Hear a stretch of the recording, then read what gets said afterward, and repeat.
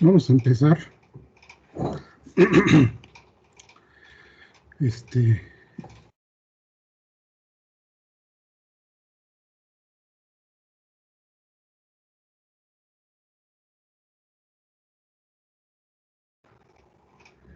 Bueno, en un momento empezamos. Nada más quería comentar algo.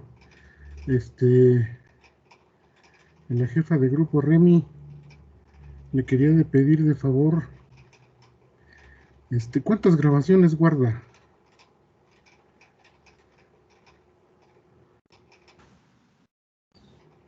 Buenos días, profe.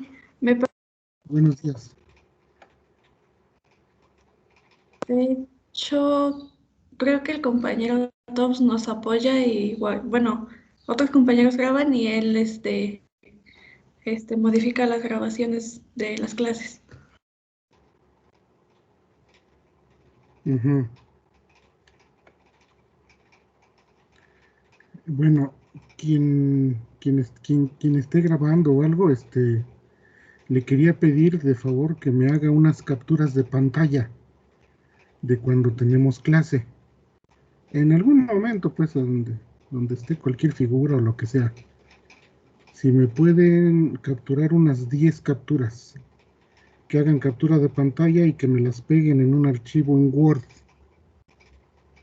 Por favor, es que necesito ese como evidencia, pues, de las clases. Luego me los piden ahí en apoyo académico. Sí, profe, está bien. Creo que todas ¿Sí? las clases están grabadas. Sí. ¿Para cuándo los necesita, profe? ¿Para cuándo? No me urge, pues, en esta semana o en la siguiente. Ahí se los encargo. Sí, profe. Se lo encargo, Remy. Bueno, les voy a compartir, vamos a ver, el día de hoy vamos a ver un video de unos 14 minutos es como un resumen, pues, de la vida de Rudolf Diesel. Hoy vamos a ver el ciclo Diesel. Posteriormente pasamos a ver un archivo donde vamos a ver la parte teórica y un problema. Y vamos a empezar el día de hoy con refrigeración. Estaba yo viendo, quiero apurarme porque vamos a acabar el día lunes, ¿sí? Mañana vemos todavía un poco más de cosas de refrigeración y empezamos con mezclas, así se llama, mezclas gas-vapor, que no es más que aire más vapor de agua, ¿verdad? Aire más vapor de agua. Y el lunes acabaríamos con un par de problemas de manejo de la carta psicométrica, ¿verdad? Y del cálculo de una torre de enfriamiento, ¿sí? Y ya el lunes acabaríamos todo lo que tenemos que ver. La situación es que yo a partir del miércoles voy a tener una salida. Entonces, ya decidí manejarlo así, ¿verdad? Ya más o menos las clases las planeé de esa manera, entonces la de hoy, mañana y el lunes, con eso terminamos. Yo les sugeriría que hiciéramos el examen enseguida, para que ustedes ya se libraran pues de esta materia. Yo les propongo que lo hagamos el viernes 19, igual que la otra vez. Yo se los doy en la tarde, me lo pasan al día siguiente. Eso sí les digo, van a ser dos problemas, ¿verdad? Un problema de un ciclo combinado y un problema de refrigeración. Eso es lo que veríamos. Y un problema también de un cálculo de una torre de enfriamiento. Tres problemas. Sí. Entonces, pues sí les digo, yo les pediría que de una vez, porque es de más materias, ¿verdad?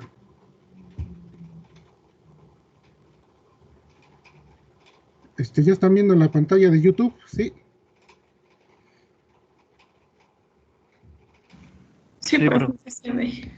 Ok, gracias. Entonces vamos a ver este video. Es Rudolf Diesel, la historia de su motor.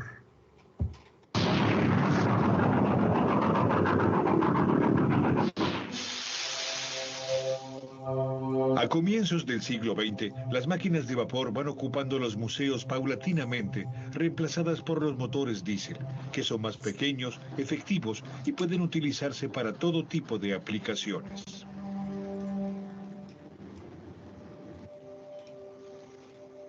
El inventor del nuevo motor y quien le da su nombre es el ingeniero Rudolf Diesel.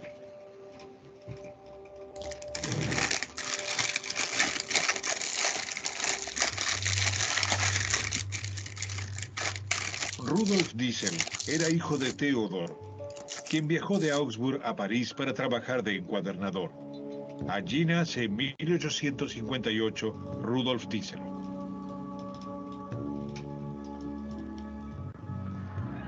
En 1870 estalla la guerra franco-alemana. El padre envía a Rudolf, de 12 años de edad, a la casa de un familiar en Augsburg, Christoph Barnickel, profesor de matemática en la universidad.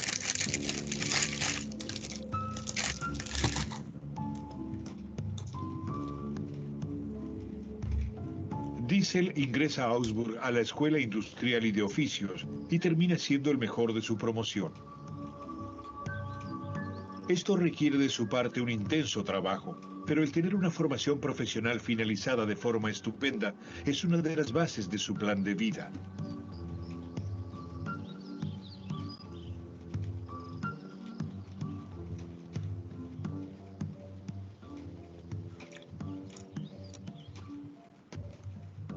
En la Escuela Superior Técnica de Múnich, Diesel estudia, entre otros, con el pionero de las máquinas frigoríficas, el profesor Karl Linde. Con 22 años, finaliza sus estudios con el mejor examen final de la historia de esta escuela superior. Primero, Rudolf Diesel se dirige a Winterthur, en Suiza, para realizar una práctica profesional en la fábrica de máquinas Sulzer. Luego el camino lo lleva de regreso a París, donde Linde está inaugurando una fábrica de hielo. Este le propone a su ex discípulo tomar el puesto de director en su establecimiento de París, y Diesel acepta.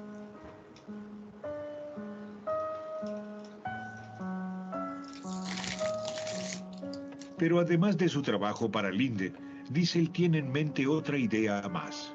Quiere reemplazar a las máquinas de vapor, de poca eficiencia y pesadas, con un novedoso motor. En las máquinas de vapor se pierde mucho calor y energía. Es por ello que tienen un bajo rendimiento, de aproximadamente un 10%. Debería esperarse que una máquina eficiente transforme en trabajo la mayor cantidad posible de la energía que consume.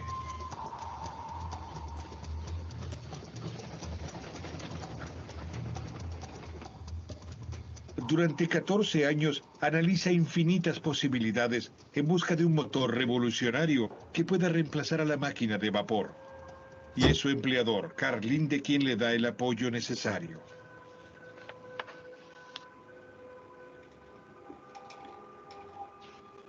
Le brinda capital, aprovecha sus relaciones y permite que Diesel no trabaje exclusivamente en la producción de máquinas de hielo.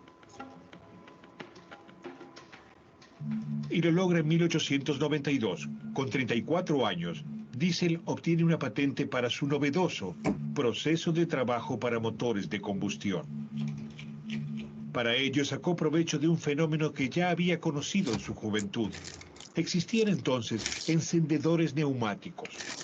En estos aparatos se impulsaba a presión un émbolo dentro de un tubo de vidrio cerrado. Si esto se hacía de una manera lo suficientemente veloz, el aire dentro del tubo de vidrio aumentaba a tal punto su temperatura que el detonador unido al émbolo se encendía. El calentamiento del aire por presión ocurre también en un inflador. Quien bombea durante demasiado tiempo puede quemarse los dedos. El motor desarrollado por Rudolf Diesel funciona de manera similar. Se succiona aire puro dentro de un cilindro. Un pistón comprime el aire que se calienta como sucede en el inflador. Una vez que el pistón ha comprimido al máximo el aire dentro del cilindro, se inyecta combustible. El aire en ese momento está tan caliente que la mezcla se enciende por sí sola.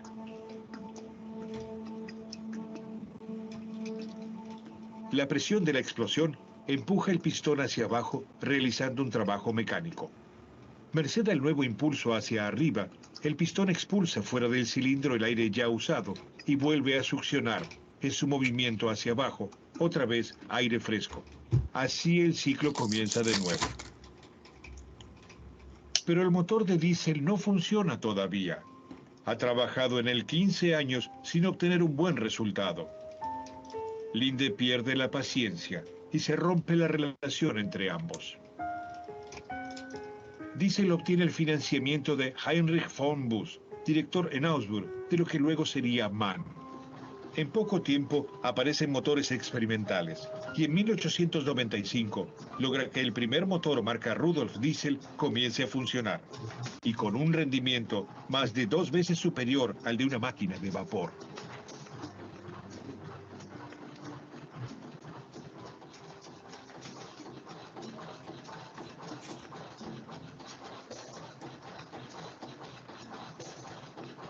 Diesel escribe en ese entonces en una carta a su esposa: he superado en tal medida lo hecho hasta la actualidad que estoy en condiciones de decir que, en materia de construcción de motores, soy ahora el líder en nuestro pequeño planeta, de este lado y del otro lado del océano.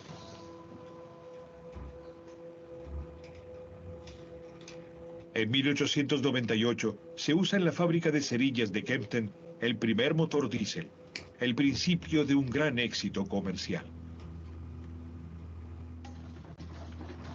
El motivo es la efectividad del motor diésel.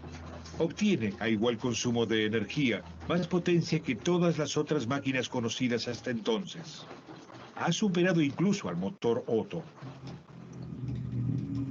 En el motor de Nikolaus Otto, desarrollado apenas 2 décadas antes, se comprime una mezcla de aire y gasolina en lugar de aire puro. Dado que la compresión lograda así es muy inferior a la del motor diésel, la mezcla no alcanza la temperatura suficiente como para encenderse por sí misma. Esta tarea la realiza aquí la chispa de una bujía. La presión de la explosión empuja, igual que en el motor diésel, el pistón hacia arriba. Se realiza trabajo. Si bien gracias a la menor presión, el motor Otto puede fabricarse de manera más sencilla, no alcanza el rendimiento de un motor diésel.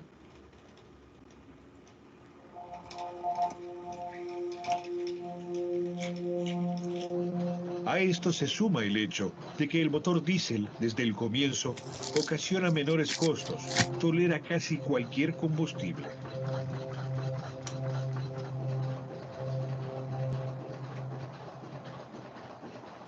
Diesel experimenta con todos los combustibles vegetales y fósiles posibles, pero finalmente se decide utilizar el queroseno, barato y fácil de conseguir.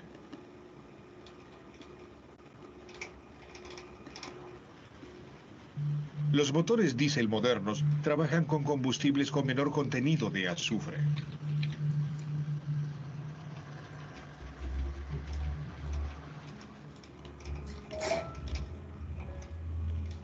Rápidamente Diesel se hace famoso. Sus motores se producen en todo el mundo. En poco tiempo, el magnate estadounidense de la cerveza, Adolphus Busch, obtiene en 1897 una licencia a un precio de 1.000.000 de marcos. Pronto empiezan a producirse en los Estados Unidos los motores Busch Diesel para locomotoras, fábricas y barcos.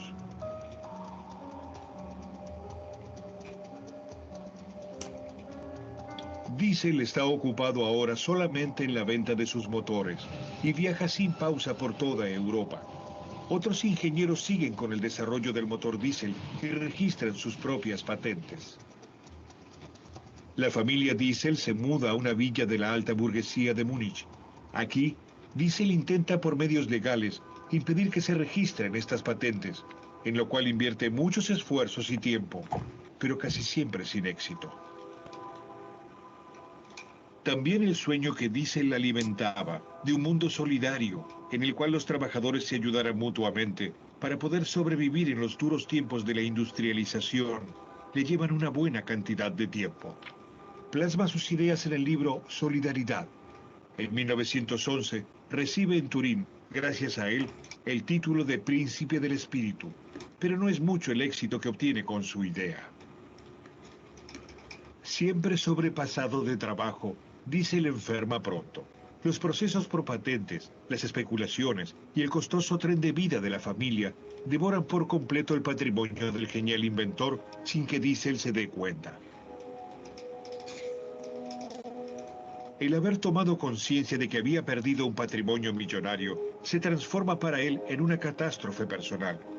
Y esto no carecerá de consecuencias.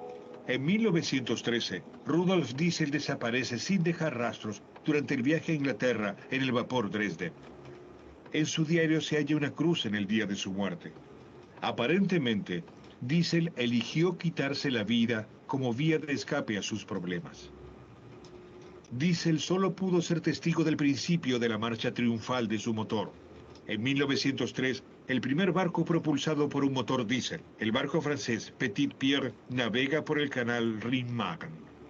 Rudolf Diesel era uno de los huéspedes del viaje inaugural. No solo las grandes usinas energéticas o las locomotoras fueron dotadas de motores diésel, también hubo aviones propulsados por ellos.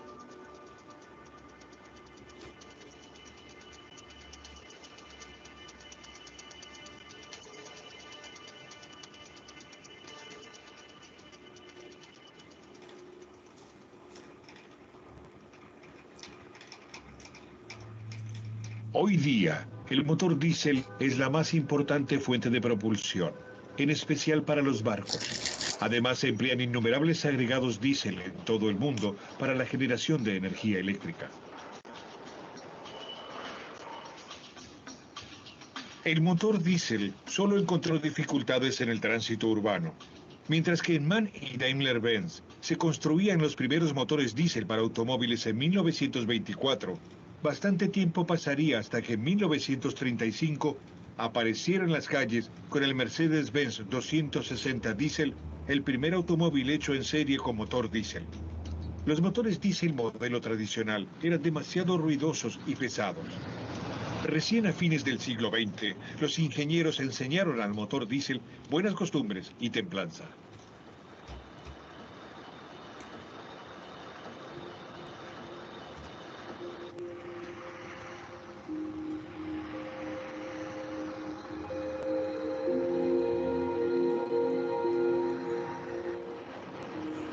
De todas formas, esto fue a costa del medio ambiente. La combustión más efectiva hizo cada vez más pequeñas las partículas de hollín expulsadas y más dañinas para la salud, ya que pueden ser inhaladas más fácilmente. Un filtro especial contra partículas de hollín es de ayuda en estos casos. Se ubica de forma similar al catalizador debajo del automóvil, junto a las partículas de hollín y las quema. En la actualidad los motores diésel se encuentran por todas partes. Los autos sport corren carreras con diésel y hasta los aviones despegan gracias a la energía diésel. En el diseño de diésel, a pesar de sus más de 100 años de antigüedad, hay aún mucho futuro. Ya Rudolf Diesel había desarrollado un motor impulsado con aceite de maní y predijo para el aceite vegetal un papel importante dentro de los combustibles. Si trabajas en equipo, tienes que usar Monday.com. Es una plataforma para gestionar cualquier tipo de equipo y flujo de trabajo.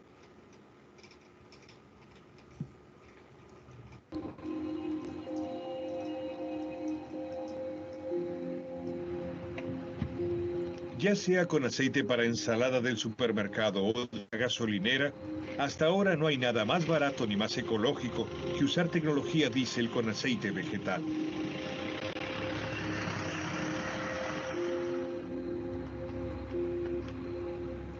¿Se impondrá finalmente el combustible ecológico?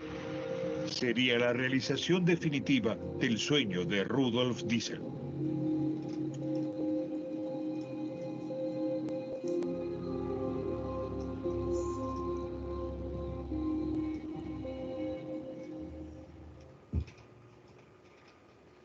Bueno, ahí acaba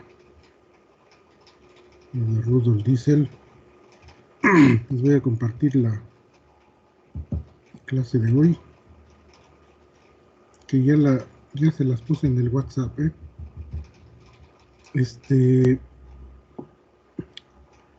Pues sí, fíjense que al final,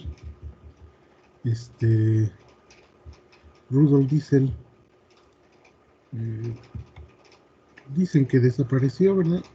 Iba viajando de Bélgica a Inglaterra, me parece. Entonces el barco iba por el Canal de la Mancha, que le llaman, una noche en la oscuridad. No saben realmente si se suicidó, como mencionan ahí, ¿verdad? Otros biógrafos dicen que probablemente pues lo pudieron haber matado, ¿verdad? Dicen que los ingleses querían la patente. Dicen no se las quería vender, ¿verdad? Pero ellos la querían, ¿verdad? Así como un estadounidense compró la patente para fabricarlos en Estados Unidos, ¿verdad? Pues los ingleses querían la patente para fabricarla ellos, ¿verdad? Entonces hay un poco de controversia, ¿no? Entonces, en algún punto, ¿verdad?, de ese viaje, Rudolf Diesel desaparece, o sea, no saben si él se suicidó o alguien lo empujó, ¿verdad? Pues, muere ahogado. Su cuerpo lo encuentran 10 días después. Y pues obviamente no pueden investigar realmente qué pasó, ¿verdad? Con un cuerpo ya en estado de descomposición 10 días después. No se sabe. Es una incógnita, pues realmente. Por eso dicen ahí que desapareció, ¿verdad? Bueno, entonces vamos a ver lo esencial, ¿verdad?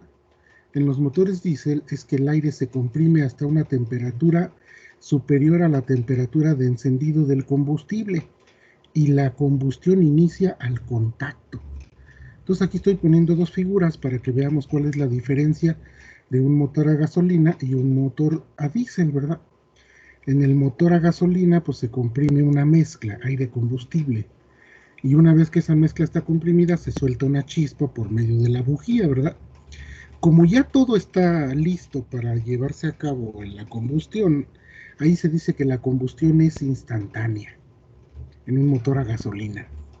Sí, o sea, la combustión se da a volumen constante. En un motor diésel no, ¿sí? Es diferente. Aquí se comprime aire, pero la relación de compresión es tan elevada, ¿verdad? Más de 15, que el aire alcanza temperaturas de más de 300 grados. Entonces, cuando el combustible se inyecta, ¿verdad? Por medio de un inyector, lo que nosotros veríamos es, ahí en el libro de Sengel dice un combustible atomizado. Yo les recuerdo que eso está mal, ¿verdad? Debe ser pulverizado, ¿verdad? Porque el tamaño, se dice pulverizado, porque el tamaño de las gotas, ¿verdad?, se asemeja al tamaño de las partículas de polvo, ¿verdad?, de un polvo fino. Por eso se dice combustible finamente pulverizado. En un inyector eso se logra con mucha presión, ¿verdad? Hay una bomba en los motores diésel, en los tractores, hay una bomba que se llama bomba de inyección. Ese es el alma de un motor diésel, ¿verdad? Que la bomba de inyección esté bien. Una vez que la bomba de inyección, ¿verdad?, da unas presiones tremendas en el inyector, pues lo que ustedes van a ver, bueno, si pudiéramos ver con una cámara, ¿verdad?, es que ese combustible, ¿verdad?, es inyectado así como con un pulverizador, ¿verdad?, el que le llamamos de esos que se utilizan para agua, ¿verdad? Sí. Un rocío así como muy finito. El combustible al inyectarse, ¿verdad?, en contacto con el aire ya bien caliente, inmediatamente se lleva a cabo la combustión.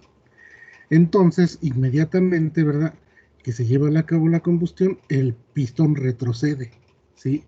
Pero ahí se lleva a cabo, ¿verdad?, a presión constante, la combustión. A diferencia de un motor a gasolina, que es a volumen constante, ¿sí? Acá la detonación es instantánea en un motor a gasolina y en un diésel no. La combustión se va llevando a cabo, ¿verdad?, poco a poco, a medida que el inyector está metiendo, ¿verdad?, el chorro de combustible finamente pulverizado. Entonces vamos a ver cómo se vería esto en un... Estamos hablando aquí ya de un diagrama PV, ¿verdad? Entonces, en un diagrama PV de 1 a 2, ¿sí?, tenemos una compresión isoentrópica, ¿sí? De 2 a 3 tenemos la adición de calor, que es la combustión, pero la combustión se da a presión constante, es decir, la presión 2 es igual a la presión 3. Finalmente, ¿verdad?, aquí tenemos, ¿verdad?, una vez que ya se llevó a cabo la combustión, ¿verdad?, el proceso de expansión, ¿verdad? El proceso de expansión también es a entropía constante. Es una expansión isoentrópica de 3 a 4. Finalmente, ¿verdad?, el desalojo de los gases de combustión, que es como eliminar una cierta cantidad de calor, ¿verdad?, para cerrar el ciclo de 4 a 1. ¿Sí? Estas son algunas fórmulas, ¿verdad? El Q de entrada es la diferencia de energías internas más el trabajo de flujo, ¿sí?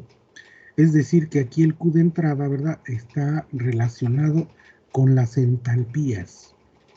Las entalpías las podemos calcular como un Cp por una diferencia de temperaturas, ¿verdad?, T3 menos T2. El Q de salida, como se da a volumen constante, entonces aquí vamos a tener las energías internas, y que la cual podemos calcular como el calor específico a volumen constante por T4 menos T1. Son fórmulas a utilizar. La eficiencia del motor diésel con respecto a la relación de compresión, ¿verdad? La relación de compresión en motores diésel es muy alta, es muy elevada. Les decía yo, ¿verdad? Más de 15. Este sería un diagrama TS, ¿verdad? De 1 a 2, compresión isentrópica, adición de calor de 2 a 3 a presión constante, expansión a entropía constante, aquí me faltó el número 4, ¿verdad? No le puse el número 4. Y el desalojo de calor que se da a volumen constante, y aquí está saliendo una cantidad de calor al desalojar esos gases de combustión. Esos gases de combustión, pues yo siento que se debería darles otro uso, ¿verdad? Vamos a plantear un problema de un ciclo diésel ideal, ¿sí? Vamos a leer el problema. Dice: un ciclo diésel ideal con aire como fluido de trabajo tiene una relación de compresión de 18, ¿sí? La relación de compresión de un Otto era 8, ¿verdad? Entonces aquí es muchísimo más elevada.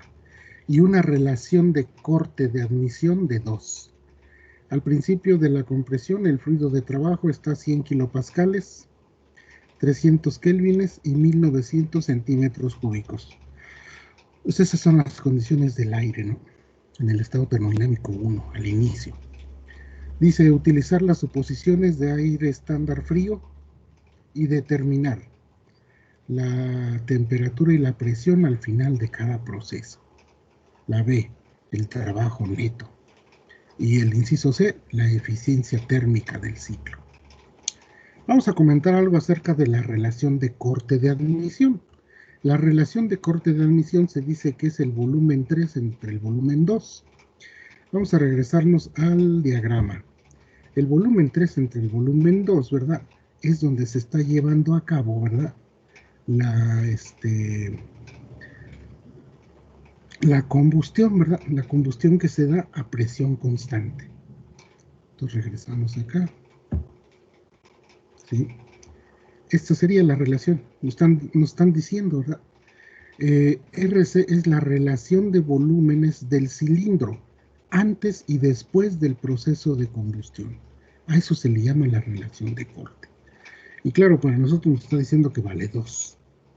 La K del aire vale 1.4, que es el coeficiente isoentrópico. Vamos a determinar, ¿verdad? Primero los volúmenes. Sí. Y arriba.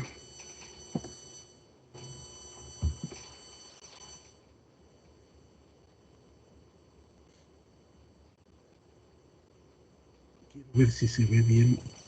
Ahí está la gráfica. Es importante esta gráfica y los volúmenes. Sí, entonces miren, Aquí empezamos, ¿verdad? Que el volumen 1 es igual al volumen 4. Y después se lleva a cabo el proceso de compresión, ¿sí? Hasta acá, hasta el punto 2, compresión isentrópica.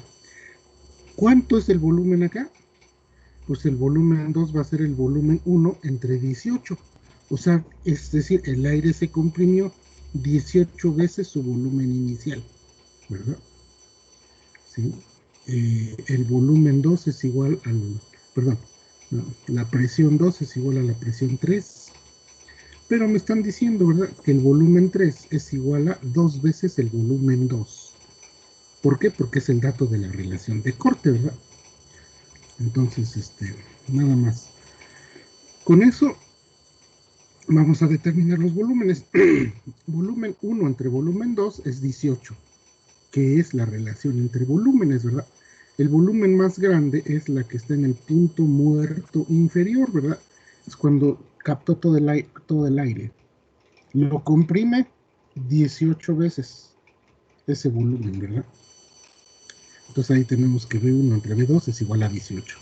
Despejamos B2, ¿verdad? Entonces va a ser B1 entre 18. El volumen inicial del cilindro en el punto muerto inferior son 1900 centímetros cúbicos entre 18. Vamos a tener que el volumen 2 son 105.55 centímetros cúbicos.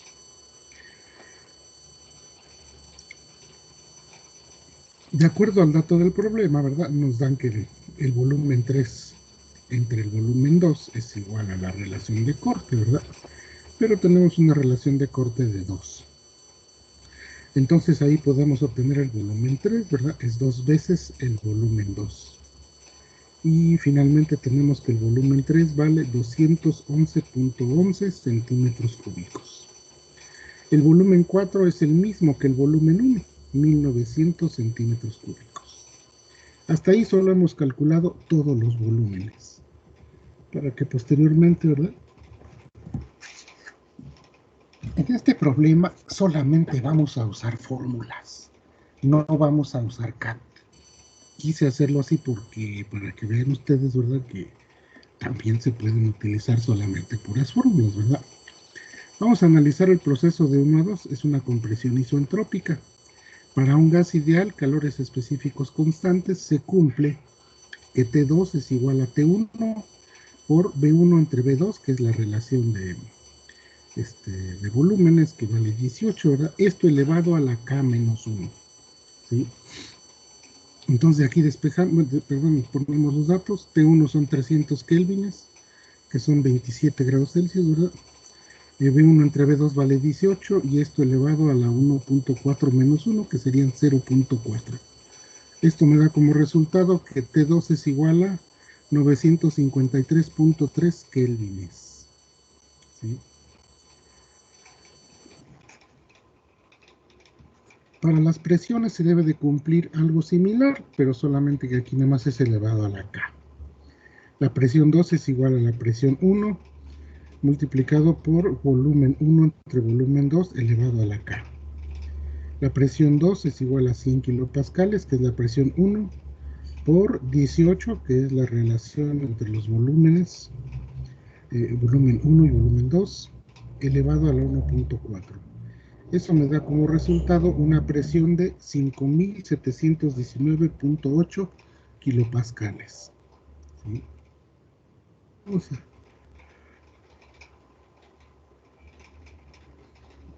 Aquí volví a anotar la cantidad porque la vamos a ocupar, ¿no? Entonces, de esta relación es para gas ideal, ¿verdad? Presión 2, volumen 2 entre temperatura 2 es igual a presión 3, volumen 3 entre temperatura 3. Y despejamos la que no sabemos, la temperatura 3. La temperatura 3 es igual a la temperatura 2, ¿sí?, por B3 entre B2. Pero B3 entre B2 es la relación de corte, ¿verdad? La relación de corte vale 2. Y la T2, acabamos de calcularlo anteriormente, 953.3 kelvines.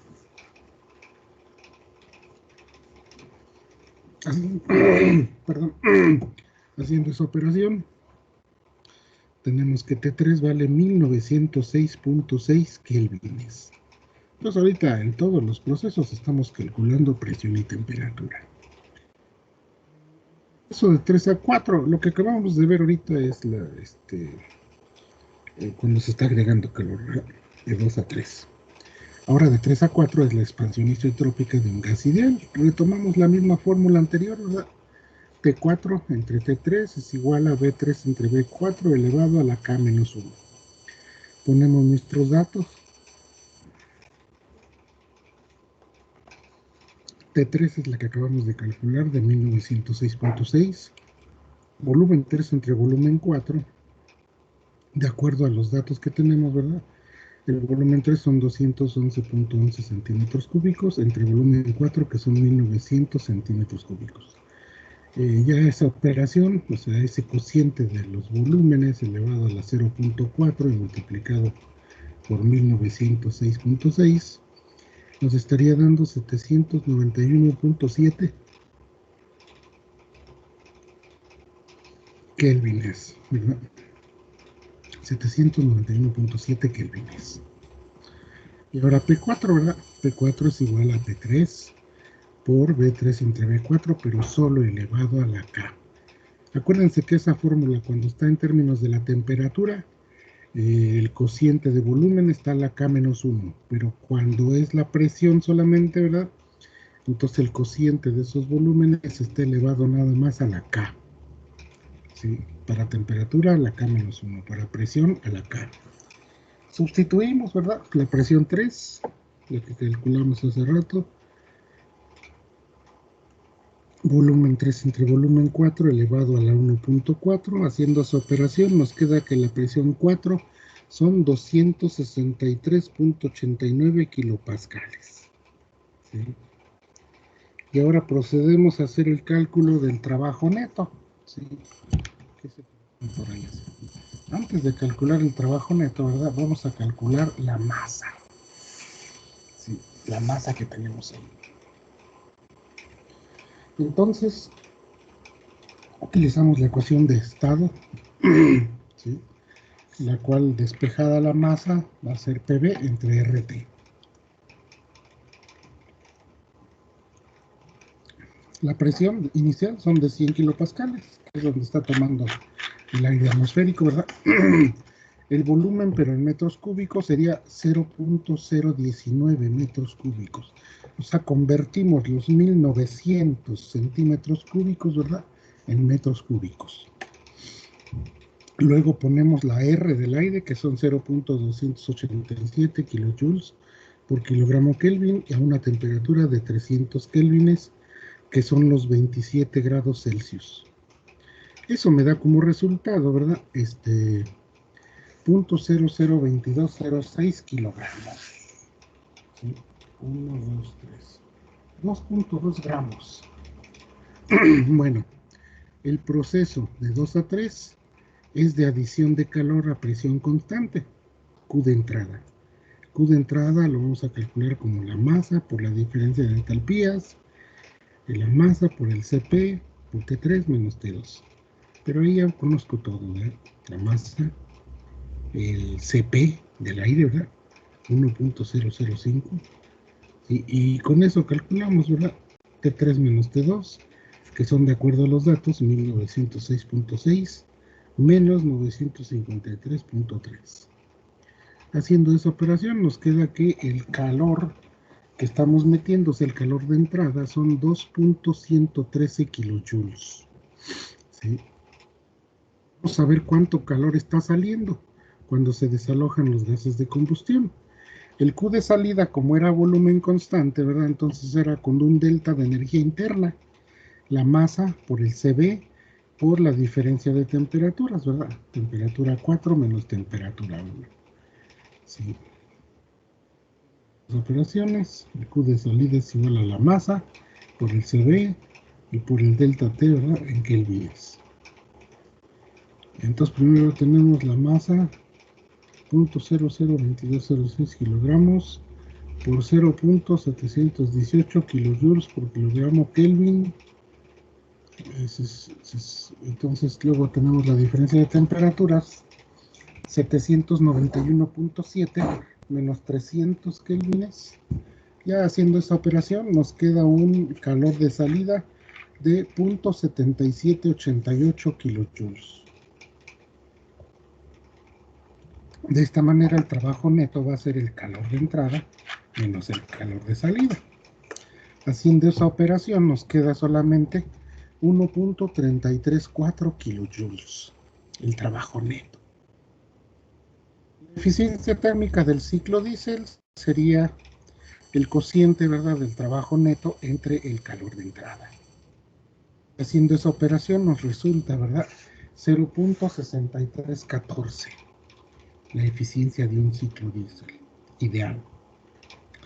Obviamente vean que se va un poquito elevada, ¿verdad? La relación de compresión es la que hace que un ciclo diésel sea mucho más eficiente. Son más eficientes los motores diésel, ¿eh? Recientemente, ¿verdad? Ustedes habrán enterado, hace como unos 5 años, ¿verdad? Diesel, bueno, la Volkswagen, ¿verdad? Allá en Alemania, en general en Europa, los carros, todos los carros tienen versión gasolina y versión diésel, ¿sí? Allá el diésel es muy barato, aquí en México no. Aquí en México, después de que cuando se dieron las Olimpiadas aquí en México en 1968, ¿verdad? El gobierno decidió subir el precio del diésel, ¿sí? Y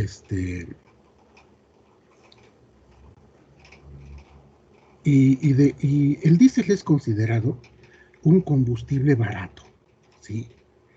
Entonces, pues no debe de costar, o sea, por la misma composición, por el octanaje, por el proceso que ha llevado, ¿verdad? Es un combustible de más baja calidad que la gasolina, ¿sí? Sin embargo, este motor diésel, ¿verdad? Las mejoras en los motores diésel hicieron, ¿verdad?, que los motores diésel tuvieran mejores eficiencias, ¿sí? Claro que por ahí hicieron trampa, ¿verdad? Hicieron trampa diciendo que sus carros eran lo más limpio de todo el planeta, ¿verdad? Y por ahí le movieron a un chip, ¿verdad?, para que diera lo que no era, ¿verdad? En Estados Unidos lo descubrieron, ¿verdad?, y los sancionaron tremendamente. La Volkswagen estuvo a punto de quebrar por esas demandas que tuvo, ¿verdad? Obviamente hubo tratos, hubo conciliación, pero Estados Unidos, ¿verdad? Bueno, pues se los fregó porque realmente estaban diciendo algo que no era, ¿verdad? Entonces, pero sin embargo, déjenme decirles, los motores diésel son mejores que los motores a gasolina, ¿sí? Obviamente no han tenido tanta introducción aquí en México, ¿verdad? Por ese problema. El diésel que se produce aquí en México es muy sucio, ¿sí? Y los motores europeos, ¿verdad? Un tiempo se trajeron Jetta, ¿verdad? Jetta diésel. Y no, el diésel que aquí se vende, ¿verdad?, es muy sucio. Y esos motores de esos autos, ¿verdad?, eran muy finos. Entonces se ensuciaban mucho, ¿verdad?, y había problemas. No pasa lo mismo con los carros grandes, ¿verdad? Porque ahí no tiene tanto que ver, ¿verdad? Porque los grandes volúmenes que se manejan, las presiones tan altas que se manejan, ¿verdad? No tiene tanto, pero en un motor más pequeño como para un auto compacto, ¿verdad? Sí, sí, sí influyó mucho eso, ¿verdad? Pero entonces les decía, aquí en México, ¿verdad? Desde estas Olimpiadas de 1968, el gobierno, para hacerse un poquito más de dinero, dijo, vamos a subir el precio del diésel un poquito. Y lo subió como a la mitad de la gasolina, y siendo que no debe ser así. Hagan de cuenta, debe ser, no sé, como del 20%, ¿sí? Hagan de cuenta, si ahorita está el valor real, si ahorita está costando un litro de gasolina 20 pesos, el litro de diésel debería de costar 4 pesos, ¿sí? O sea, así debería ser. Y así en Europa es, ¿sí? Por eso en Europa todos los carros tienen versión gasolina y versión diésel, ¿verdad? Sí, porque alguien que quiere gastar menos, pues le va a meter diésel. Y gasta la quinta parte menos que gastar gasolina. Pero aquí en México no, porque aquí en México casi están a la par. Sí, o sea, están igual. Sí, pero ya México nunca quitó eso, ¿verdad? Se siguió y así lo dejó, ¿verdad? Y al principio les digo que era como a la mitad. Y ahorita ya está igual. Ahorita es el mismo precio. Siendo que diésel es un combustible, ¿verdad? Este, de más baja calidad que gasolina. Sí. Yo me acuerdo cuando ¿qué será? Cuando estaba yo en la secundaria, iba a entrar a la preparatoria. Había unos Volkswagen, no sé si recuerdan, unos carritos que le decían Caribe. Había Caribe Diesel. Ellos mismos empezaron a introducir, ¿verdad? Empezaron a introducir aquí esos carros. Actualmente ya no hay, ¿verdad? Y ahorita hay muy poco. Carro compacto diésel hay muy pocos. Les digo, hubo un tiempo Jetta diésel, pero actualmente no, ya no he visto. Ya no he visto que hayan metido, ¿verdad? Esencialmente porque el diésel de aquí es muy sucio. Sí, no está siendo bien procesado, pues. Y tiene Bueno, con esto vamos a terminar esta parte de diésel y vamos a entrar a refrigeración. ¿Sí? Vamos a entrar a refrigeración. No sé si me gustaría en este momento hacer unas preguntas para ustedes. Si desean hacer alguna pregunta con respecto a lo del diésel, algún comentario que tengan.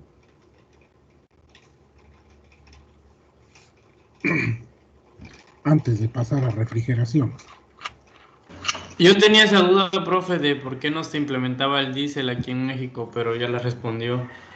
Sí, ese es el motivo.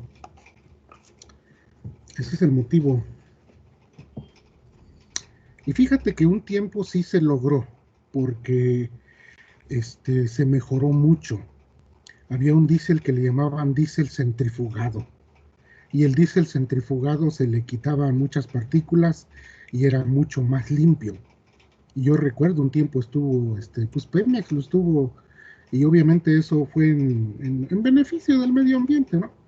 Actualmente ya ni siquiera lo están centrifugando, ¿eh? Está así como va, lo venden. Y obviamente el principal, ¿verdad? Constructor de carros europeos aquí en México, que es la Volkswagen, ¿verdad? Pues ellos se quejaron. O sea, dijeron, podemos traer todos los carros que quieran en la versión diésel, pero ustedes tienen que limpiar el combustible, o sea, tienen que sacar un buen diésel, pues. Y eso es lo que no está pasando, ¿eh? Y ahorita realmente ya no he visto yo carros. El Jetta Diesel era uno de los que más ahorraban. El Jetta Diesel en su momento, ¿verdad? Hicieron pruebas y con un tanque podía recorrer 1000 kilómetros, ¿sí? Con un tanque de 40 litros. Sí, creo que ahorita eso lo está logrando nada más los híbridos, ¿sí? Pero imagínense, o sea, un carro híbrido y un diésel en su momento, ¿verdad? Ahorraban mucho, ¿eh? Sí, el problema era que luego se ensuciaba mucho el motor. Ajá. Aquí en el estado que trabajan con gas. Sí, también. Motores a gas. Hay que hacer la conversión, ¿verdad? Y igual son poco contaminantes. El gas es más barato. Sí. Adelante, ¿quién más?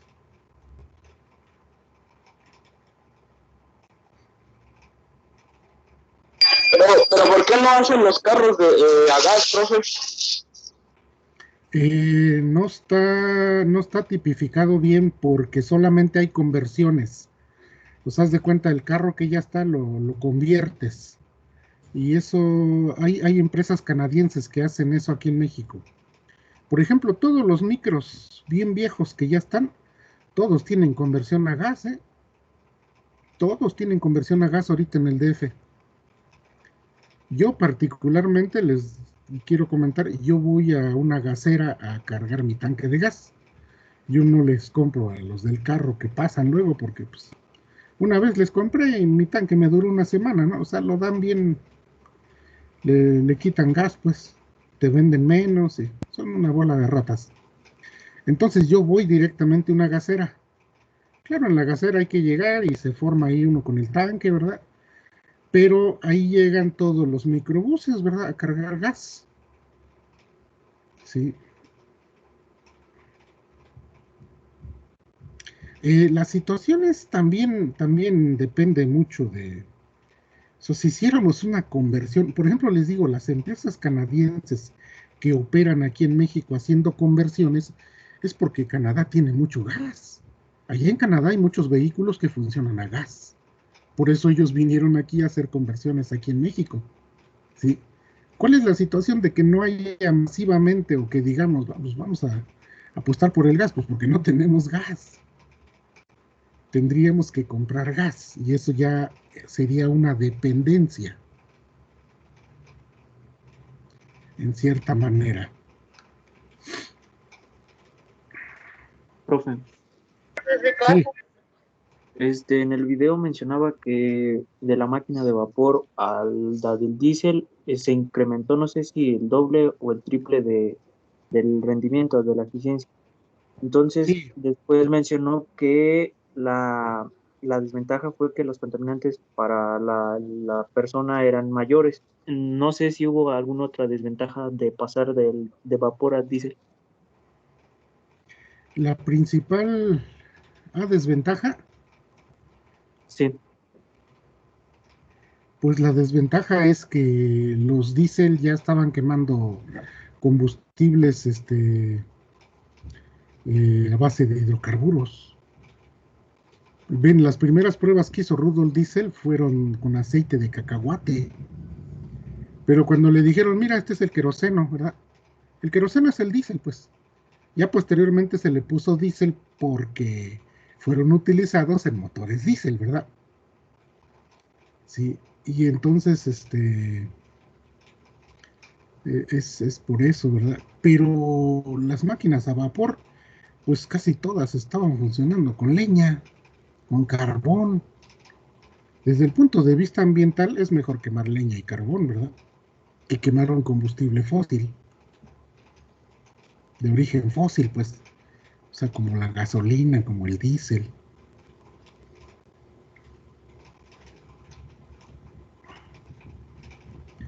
Fíjense, yo siento una cosa. Yo realmente, hay cosas que se dicen, no, pues es que los motores diésel son bien versátiles y esto y el otro, ¿verdad? Pues sí, pero imagínense, en un lugar donde tengamos un montón de leña, ¿verdad? Pues podríamos poner ahí máquinas a vapor. ¿Cuál es el problema? Sí, pero aquí hay muchos intereses, o sea, ustedes deben ver que, no, pues cuando entra una empresa y quiere imponer pues sus motores o esto, pues tratan de acabar con la competencia, ¿no? O sea, es parte del sistema, es parte de un sistema capitalista, pues, ¿sí? Y obviamente la gente que tiene dinero y que vende motores, pues, no les va a importar. O sea, no les importa destruir a una empresa pequeña que tal vez esté produciendo vapores a vapor, que diga. Y aunque sean muy buenos y son menos contaminantes, ¿verdad? ¿Por qué? Pues porque estamos quemando leña, porque estamos quemando carbón, ¿verdad? Pues no les importa, no les importa acabar, ¿verdad? Con arrasar con otra empresa pequeña, ¿no? Esos son parte de los intereses que se ven.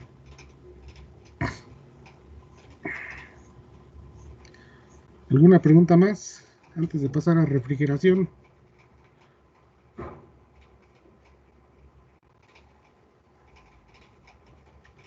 Bueno, vamos a dar inicio a la parte de refrigeración.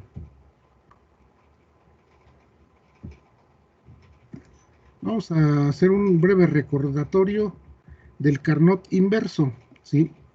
Entonces aquí en este diagrama TS tenemos nuestro domo, dos niveles de presión 1 y presión 2, y el ciclo de Carnot inverso, que empieza de este lado, ¿verdad? Empieza de este lado, de 1 a 2 hay una compresión isoentrópica, de 2 a 3 hay un rechazo de calor, ¿sí? De 3 a 4 es una expansión isoentrópica otra vez, y de 4 a 1 estamos absorbiendo calor, para pasar, ¿verdad?, de un punto donde tenemos una calidad baja a una donde tenemos una calidad alta, ¿sí? Entonces aquí ya tenemos todos los... Dijimos que este ciclo, ¿verdad?, no es muy práctico hacerlo. El ciclo práctico, ¿verdad?, está aquí. El ciclo práctico de refrigeración, así se le denomina, ciclo práctico de refrigeración por compresión de vapor. ¿Por qué? Porque estamos comprimiendo vapor, ¿verdad? Entonces lo estamos dibujando en un diagrama TS, dibujamos nuestro domo, nuestros dos niveles de presión, y obviamente el punto 1 está, a diferencia del Carnot inverso, ¿verdad?, se encuentra en vapor saturado. Acá el punto 1 se encontraba, ¿verdad?, en la zona de mezcla. Lo estamos recorriendo a la zona de vapor saturado. A partir de ese punto hacemos, ¿verdad?, la compresión isoentrópica hasta llegar al punto 2. El punto 2 lo que estamos haciendo es un rechazo de calor. Este es el condensador, ¿verdad? En el condensador, en esa mallita que está atrás, estamos rechazando calor. Una vez que ya tenemos líquido saturado, ¿verdad? ¿Sí? La presión es la misma, es que es la presión 2. ¿Sí? Sin embargo, la temperatura bajó porque rechazamos una cantidad de calor. ¿Por qué? Porque pasó de vapor a vapor saturado y después se fue convirtiendo todo a líquido, y aquí tenemos un líquido a una presión alta.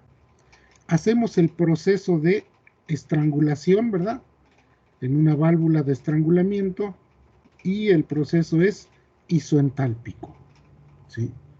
Tal vez me faltó comentar aquí, poner una línea punteada para ver el isoentrópico y el isoentálpico.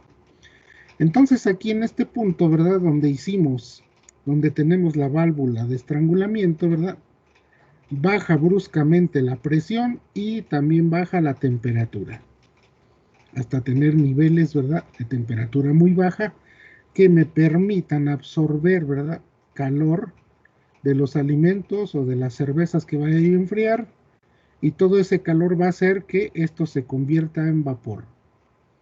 Porque aquí lo tengo como mezcla, ¿verdad? Líquido, vapor, frío. Y todo ese calor que está absorbiendo de los alimentos sirve para convertirlo en vapor saturado. Y otra vez se mete al compresor, ¿verdad? Y se comprime hasta el nivel de presión 2. Este es el ciclo práctico de refrigeración por compresión de vapor. Los elementos, pues aquí están, ¿verdad? Un compresor, ¿sí? El condensador, que es donde estoy rechazando calor. Les recuerdo que el condensador en muchos refris está en la parte de atrás, que se ve como una malla. No es más que un intercambiador de calor, ¿verdad? ¿Sí? Pasamos a la válvula de estrangulamiento, ¿sí? Después de la válvula de estrangulamiento ya tenemos líquido frío, un refrigerante frío. Un líquido y vapor, ¿verdad? Porque en el punto 4 es líquido y vapor. Aquí me faltaron poner los números, miren. Aquí debería ir el 3, ¿verdad? Y acá el 4. ¿Sí? Bueno, entonces ese líquido frío con vapor frío lo pasamos, ¿verdad?, a un evaporador, que es donde se hacen los hielitos, ¿verdad? Sí. En estos días calurosos, ¿verdad?, pues ahí pongo mis chelas y las enfría rápidamente. Y finalmente ya tenemos otra vez vapor saturado que va a entrar al compresor. Ojo, muy importante, aquí hay dos zonas de presión en un refrigerador. Después del compresor tengo una presión alta, ¿sí? antes de la válvula de estrangulamiento sigo teniendo una presión alta. Aquí puse una rayita verde, miren, ¿sí? Para poner donde toda esta zona es presión alta. Una vez que entra la válvula de estrangulamiento y pierde presión, entonces ya estamos en una zona de baja presión, ¿sí? Entonces la zona de baja presión comprende a la salida de la válvula de estrangulamiento, todo el evaporador y hasta antes de entrar al compresor tenemos presión baja. Entonces así se manejan en un ciclo frigorífico, ¿verdad? Presión alta y presión baja. En el condensador estoy rechazando calor. Se siente, ¿verdad? Se siente el calorcito. Si uno pone la mano ahí, ¿verdad? El aire está bien caliente, ¿sí? Y en el evaporador, ¿verdad? Estoy absorbiendo calor. ¿De dónde absorbo calor? De lo que quiero enfriar, ¿sí? Alimentos, un pollo, las verduras, ¿verdad? La leche, los quesos, lo que sea. Es lo que quiero mantener a una temperatura, ¿verdad? Para tener probación de alimentos, ¿no? El análisis del ciclo frigorífico comprende dos cosas. Si es un ciclo de refrigeración, ¿verdad? O sea, lo que me importa es la cantidad que voy a enfriar, ¿verdad? Entonces se le denomina un COP de refrigerador. El COP de refrigerador se puede representar como un QL entre el trabajo del compresor. El COP se le denomina coeficiente de operación. El coeficiente de operación, la eficiencia, ¿verdad? En otras máquinas térmicas la manejábamos siempre, ¿verdad? Entre 0 y 1, ¿verdad? No podía pasar de 1. Una máquina térmica no puede ser más eficiente, ¿verdad? Del 100%. Es un límite. El COP no importa, ¿sí? El coeficiente de operación puede tener, ¿verdad? 1, 2, 3, 4, 5, 15, 20, ¿sí? Punto 1. Los refrigeradores termoeléctricos, ¿verdad? Que son los menos eficientes, ¿verdad? 0.1 tienen el COP. Manejan COPs de 0.1. Bien, QL representa la tasa de eliminación de calor del espacio refrigerado. O sea, ¿qué tanto estoy enfriando? Pues esa es mi capacidad de enfriamiento. Y WC es el trabajo del compresor. QL es H1 menos H4, ¿verdad? Sí, es donde estoy enfriando. En el caso de una bomba de calor, en lugar de QL, ¿verdad? Lo más importante es QH. ¿Qué cosa es QH y QL? Vamos a ver, vamos a regresarnos aquí a la figura. ¿Sí? Fíjense, aquí hay dos puntos. Me voy a situar aquí, miren. En el condensador estoy rechazando calor, o sea, ¿sí? Por eso está el concepto de bomba de calor. Estoy bombeando calor. ¿Hacia dónde? Puede ser una habitación, ¿verdad? Entonces, cuando este calor rechazado, que es a la temperatura más elevada del ciclo, ¿verdad? Por eso se le pone como QH, ¿verdad? Como QH, aquí está puesto como QH, ¿verdad? ¿Sí? Entonces estoy bombeando calor, ¿verdad? En el otro sentido, ¿verdad? Si estoy absorbiendo calor, estoy enfriando cosas, ¿verdad? Entonces eso se da en el evaporador. Este QA corresponde al Q sub L, ¿sí? Por eso, ¿verdad? Por eso, dependiendo el COP, si es un refrigerador, va a QL. Si es una bomba de calor, es QH, ¿sí? En Estados Unidos, las bombas de calor sirven para ambas cosas, ¿sí? Pero se hace un diseño especial en la parte de la bomba de calor. Hagan de cuenta que un aire acondicionado nada más le dan la vuelta, ¿verdad? Y en verano va a enfriar y en invierno, ¿verdad? Pues va a calentar. Sí. Entonces QH es el calor rechazado del refrigerante al medio ambiente. Y esto es lo que se da en el condensador. Es el trabajo del compresor. Y bueno, más. Sí, entonces el análisis aquí es más breve, ¿verdad? En un refrigerador. ¿Sí? Solamente hay que calcular cuál es ese QH, QL o calor rechazado o calor absorbido y el trabajo del compresor. ¿Sí? Vamos a pasar a hacer un problema, ¿sí? Para que de una vez nos apuramos porque ya tenemos poco tiempo. Vamos a leer el problema. Dice, en un refrigerador se utiliza R134A, que es el más común, como fluido de trabajo, y opera en un ciclo ideal de refrigeración por compresión de vapor, entre 0.1 y 1 megapascal. Si el flujo másico del refrigerante es de 0.05 kilogramos por segundo, hay que determinar la tasa de eliminación de calor del espacio refrigerado. O sea, me están pidiendo el QL, pero punto, porque dice tasa. La entrada de potencia del compresor. O sea, me están pidiendo WC, pero puntito, o sea, la potencia. Y finalmente me están pidiendo el COP del refrigerador. ¿Sí? Entonces aquí ponemos nuestro diagrama, ¿verdad? Aquí sí puse, ¿verdad? Que de 1 a 2 es el trabajo del compresor. Aquí estoy QR, donde estamos rechazando calor en el condensador, donde estamos absorbiendo calor, que es el evaporador, ¿verdad? ¿Sí? Y aquí estoy especificando que QR es QH y QA, el calor absorbido en el evaporador, es el QL. ¿Sí? Bueno, entonces vamos a determinar las entalpías. A presión de 0.1 megapascales y 1 megapascal. Es todo lo que me dan, si ustedes se dan cuenta. Solamente me dan 2 presiones. Con eso tengo que poder calcular todo. Y vamos a utilizar CAT, ¿verdad? Entonces, el primer estado termodinámico, ¿verdad? El punto 1 es la entalpía de vapor saturado, ¿verdad? A 0.1 megapascales. Entonces, H sub G a 0.1 megapascales. Y nos vamos al CAT, ¿verdad? Voy a abrir mi CAT porque no lo tengo abierto. Yo pensé que ya lo tenía. Yo creo que lo volví a cerrar.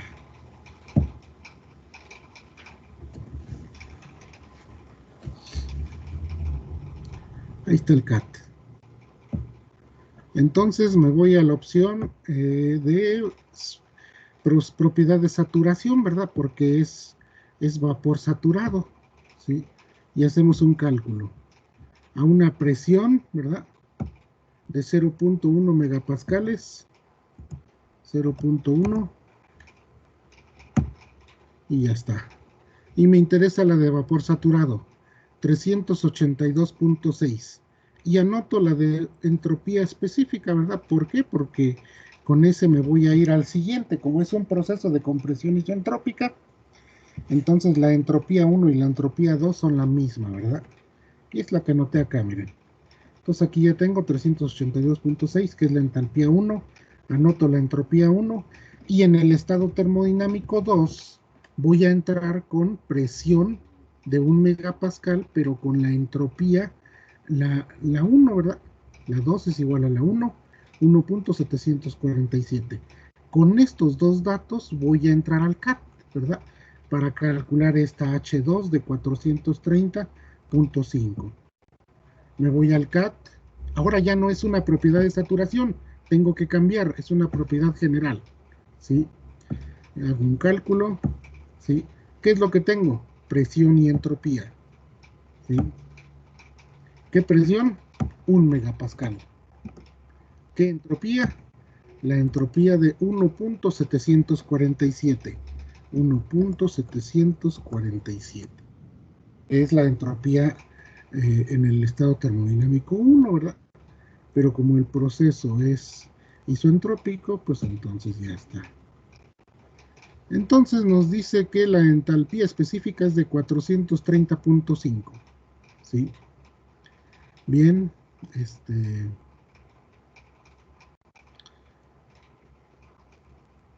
vamos a regresarnos aquí.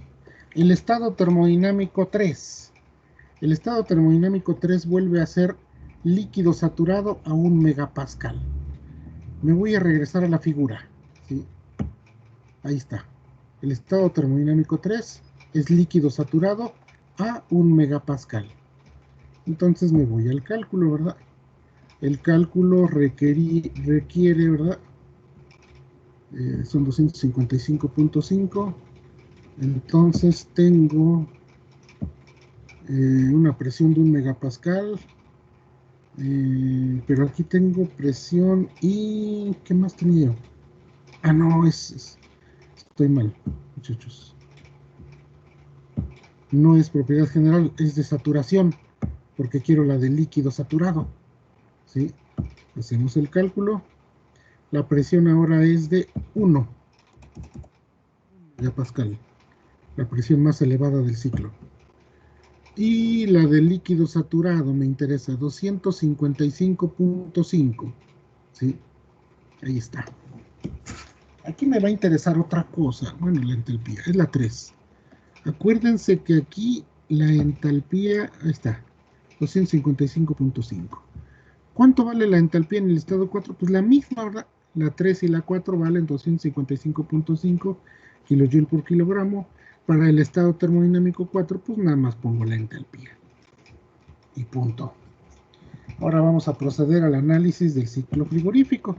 ¿Sí? Primero, calculamos el trabajo del compresor.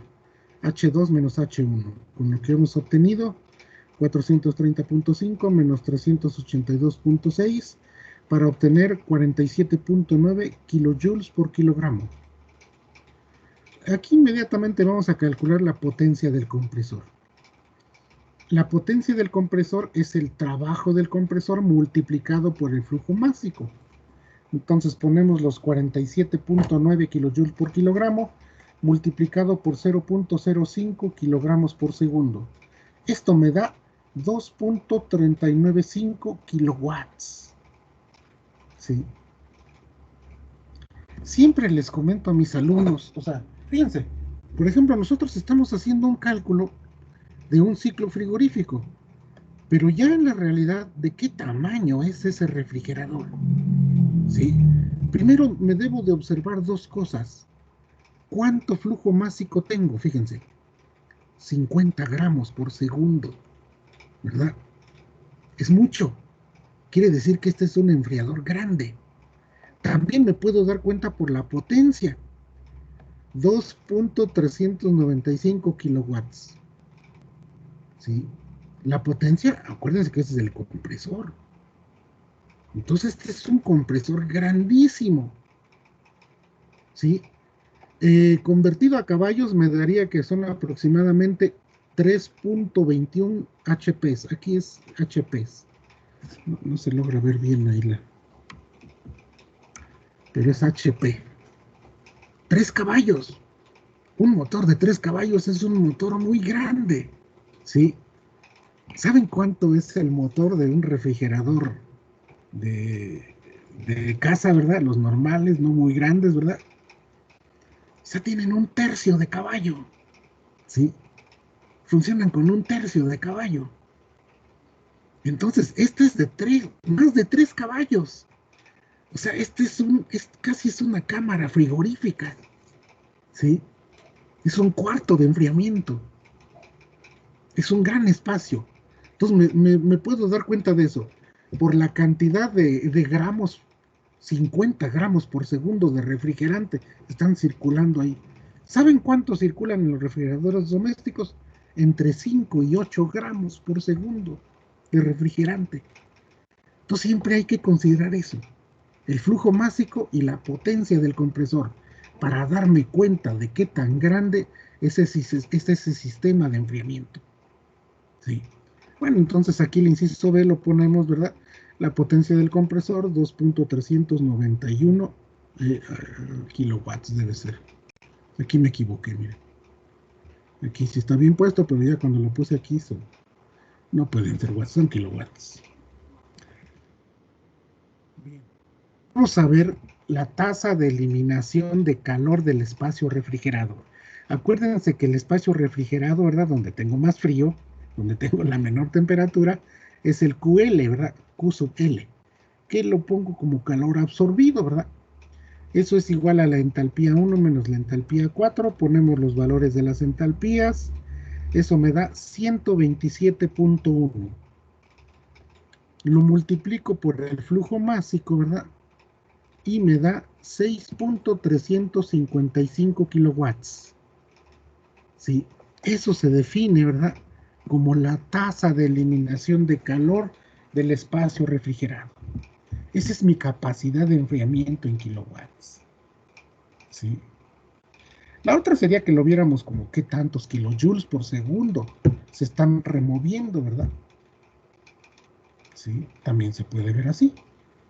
¿Sí? 6.355 joules cada segundo se están removiendo de calor en ese espacio refrigerado.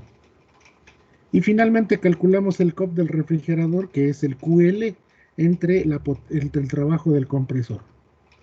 Ponemos los valores y eso me da un COP de 2.65. ¿Sí? Es un COP no muy alto, ¿eh? Es un COP bajo. ¿Sí? Pero bueno, pues un refrigerador doméstico puede tener más eficiencia, puede ser un poquito mejor, ¿verdad? ¿Sí? Los COPs más altos los tienen los sistemas que tienen amoníaco. Estamos hablando de COP de 15, 20, 30. ¿Sí? Bien, pues esta es la manera de cómo se hace un frigorífico. Análisis de un ciclo frigorífico. Estamos hablando del ciclo ideal, ¿verdad?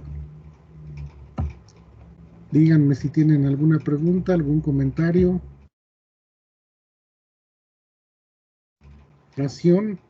Quiero comentarles acerca de licuefacción de gases. Quiero ver un sistema, quiero explicarles cómo funciona un sistema que se llama refrigeración por absorción, ¿sí? Y también cómo funcionan los refrigeradores termoeléctricos.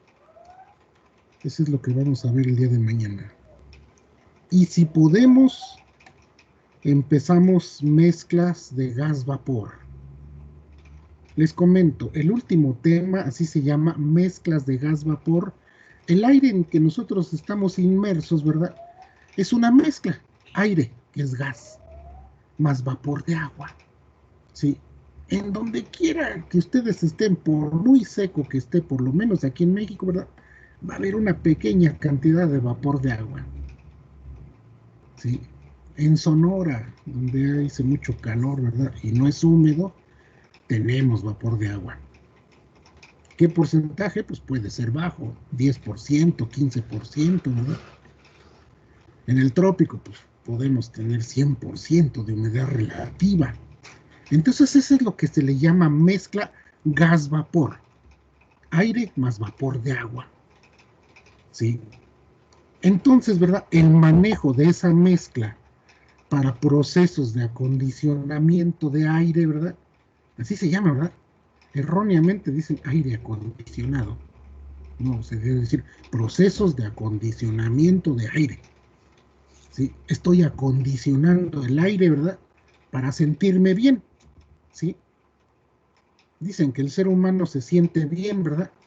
A 23 grados y a una humedad relativa del 65%. ¿Sí? Si yo tengo esas condiciones, ¿qué pasa? Me duermo. Me duermo porque me siento bien. ¿Verdad? Entonces, ¿qué pasa en las oficinas? Pues les meten aire frío, ¿verdad? Para que no se duerman. ¿Sí? No les van a meter las condiciones adecuadas para que se duerman, ¿verdad? Entonces, por eso en las oficinas, ¿verdad? Se dice, ¿verdad? Que, que si se mete aire frío combinado con oxígeno, ¿verdad? Uno le dan ganas de comprar más. ¿Sí? Entonces, en las tiendas departamentales, ¿verdad? Y en los supers, ¿verdad? Pues meten aire frío con oxígeno para que uno compre más cosas, ¿verdad? Eso es cierto, ¿eh? Eso está probado científicamente. Claro que no lo dicen, ¿verdad?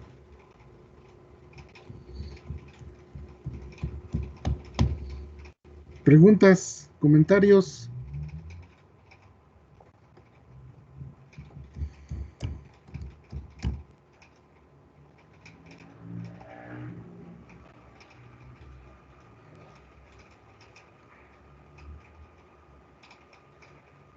Nada, No, profe, todo bien. todo claro. Qué listos son ustedes, eso es lo que me gusta. Muy bien, muchachos. Muy bien, chiquillos y chiquillas, como dijo el expresidente Fox. Pues muchas gracias por su atención. Nos estamos viendo el día de mañana. Mañana nos toca más temprano. Sí, profe, Mañana, muchas gracias. Hasta luego. Hasta Sí, luego. profe. Mañana. Bien, Mañana nos Hasta luego, vemos. profe. hasta luego.